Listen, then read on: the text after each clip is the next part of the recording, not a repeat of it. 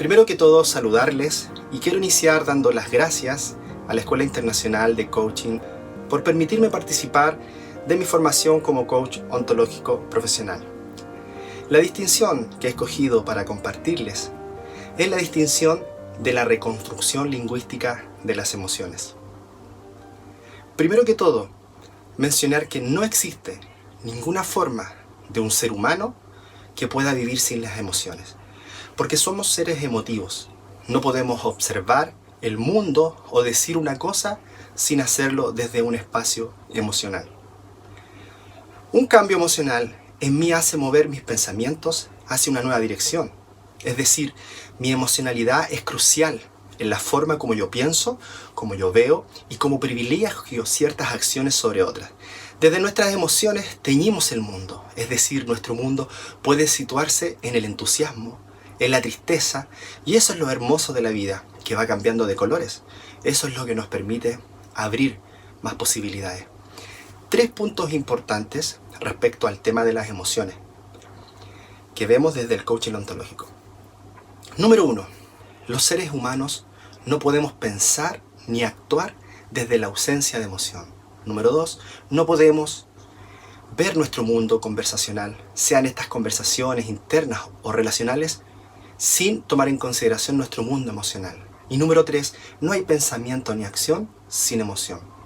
Debemos tener claro que existe una diferencia entre los estados de ánimo y las emociones. Una emoción consiste en lo siguiente: hay un evento del que yo me informo, del que sé o del que soy parte y me hace cambiar la disposición en la que yo estaba. Estos cambios son repentinos y temporales en la predisposición para actuar. Respecto al tiempo que dura, las emociones se desarrollan en un corto tiempo. En cambio, por otro lado, los estados de ánimo son diferentes. Llamamos estados de ánimo a aquellos modelos mentales o juicios de los cuales vemos el mundo. Proviene de una emoción y son aquellas emociones que se quedan enraizadas. Y en el coach ontológico decimos que nos secuestran. Los estados de ánimo se transforman en predisposiciones recurrentes antes de iniciar cualquier acción. El tiempo de los estados de ánimo ocurre de forma más amplia, es permanente y más extendido. Por ejemplo, yo puedo decir que estoy en un estado de ánimo de resignación porque no logro aprender aquello necesario para conseguir ese trabajo que tanto deseo. Entonces me quedo atrapado en conversaciones tipo no sirvo para esto o soy incapaz, y podría ser que el vivir en esa resignación, en ese no soy capaz, sea lo que no permita aprender aquello necesario para ese trabajo que yo tanto anhelo. Es muy importante comprender que los estados de ánimo tienen juicios que se corresponden con él. Si digo el mundo laboral es muy complicado, me puedo preguntar ¿qué hace que yo vea el mundo laboral así? ¿O qué hace que siempre esté observando ese tipo de realidad? Y ocurre que le doy cabida a la resignación. La clave está en el desafiar esos juicios, porque ese análisis nos podría llevar a las acciones necesarias para desbloquear ese estado de ánimo que me tiene atrapado. Desde la disciplina del coaching ontológico decimos que el mundo emocional es uno de los 3 componentes del observador, junto con el lenguaje, la corporabilidad y las emociones. Ellos producen una coherencia, de manera tal que cuando tenemos ciertas interpretaciones a nivel del lenguaje sobre un determinado asunto, tenemos emociones que son coherentes con esas interpretaciones. O cuando vivimos ciertos estados emocionales, tendemos a tener interpretaciones consistentes con ellos. El cuerpo, a su vez, se prepara para actuar de acuerdo a los impulsos emocionales. Por ejemplo, si vivo una situación de peligro, siento miedo. Como el estado anímico del miedo me hace ver peligro por todos lados. Y el punto en que se conecta el lenguaje y el mundo emocional es en los juicios.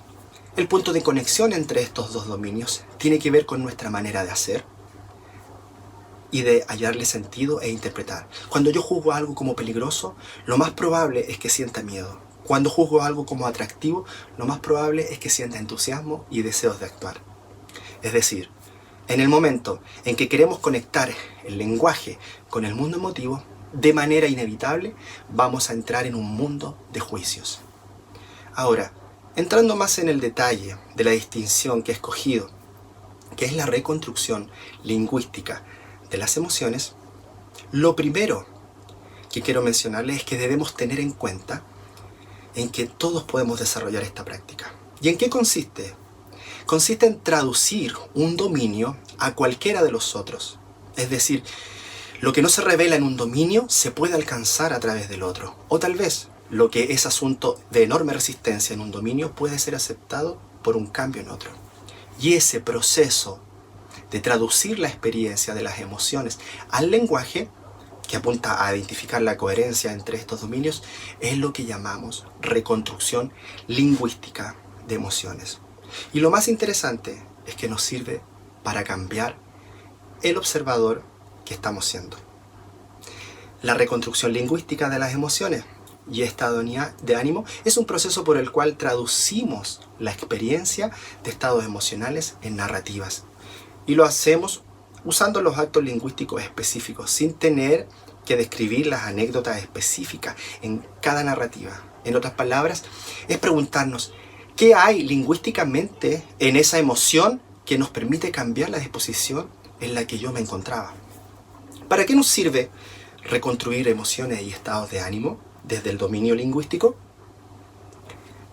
Nos sirve para develar la conexión que hay entre nuestros discursos con las emociones que experimentamos y la disposición a la acción a la que finalmente llegamos.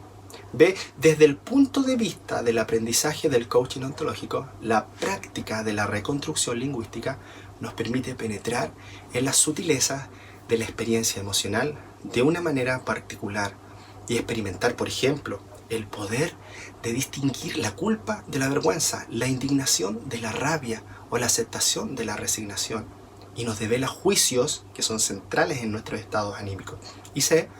Y también nos permitirá entender y comunicar nuestras emociones de una manera efectiva, como por ejemplo mitigar el sufrimiento a partir de la reinterpretación de ciertos hechos del pasado, permitiéndonos diseñar las acciones futuras, respondiendo con mayor inteligencia emocional ante los quiebres de nuestra vida.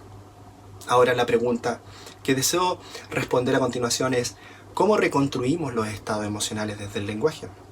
Existe una serie de pasos que conforman ese proceso, que son los que les voy a enunciar a continuación. Primero, debemos describir la narrativa original. ¿Qué es esto? Es describir en palabras la experiencia que vivió la persona. En este caso puedo ser yo o puede ser otro. ¿Qué fue lo que nos enojó? ¿Qué fue lo que nos da mucho temor? Luego identificamos los eventos detonadores y anotamos y ponemos especial atención en todos aquellos juicios que detonaron estos eventos. Por ejemplo, nos enojó una persona X porque no nos devolvió el dinero prestado. Después que identificamos estos juicios que nacen desde la experiencia que hemos narrado, identificamos la predisposición para la acción, que podría ser el castigo que creemos nosotros que debería tener esa persona, castigo social o moral por no cumplir con su palabra y compromiso, por supuesto, y lo declaramos en palabras. Ahora, poniendo como ejemplo la emoción del miedo, primero reconozco, lo describo, lo acepto y luego replanifico mis acciones para poder tener todos los resguardos necesarios a futuro. ¿Y cuál sería una estrategia para la acción? Para no quedarnos ahí, sino que salir de esa emoción con afirmaciones y con una narrativa diferente. Por ejemplo, afirmaciones para salir del enojo.